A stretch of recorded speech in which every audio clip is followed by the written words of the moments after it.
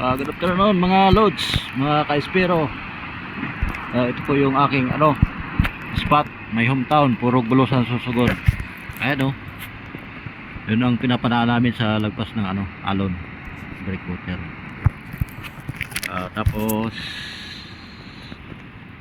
ito yung aming gilid. Ayan yung Bulkan Bulusan. Medyo di ganong kita kasi malabo, may maulap. Ayan po.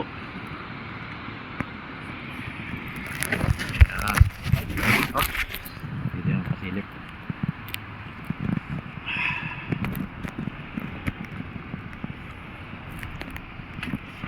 Update po tayo sa ating ating huli. Ayan nangyari sa aking shop, talagang baliko. Ayan, ordinary lang kasi.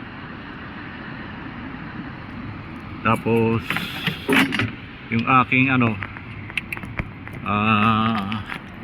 pana lang, powered by Spirit, by Gigante. Tapos yung aking pana walang walang reels.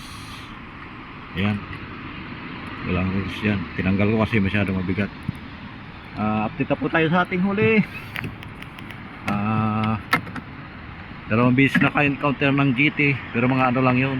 Una 5 kilos siguro, tapos 7 kilos.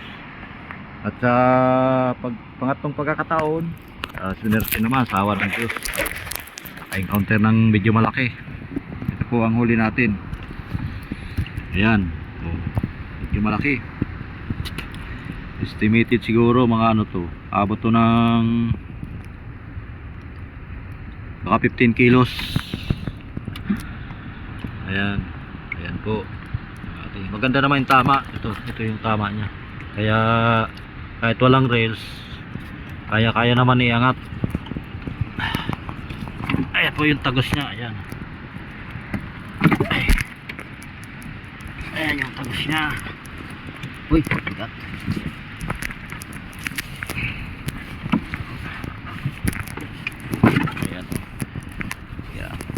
Ayan.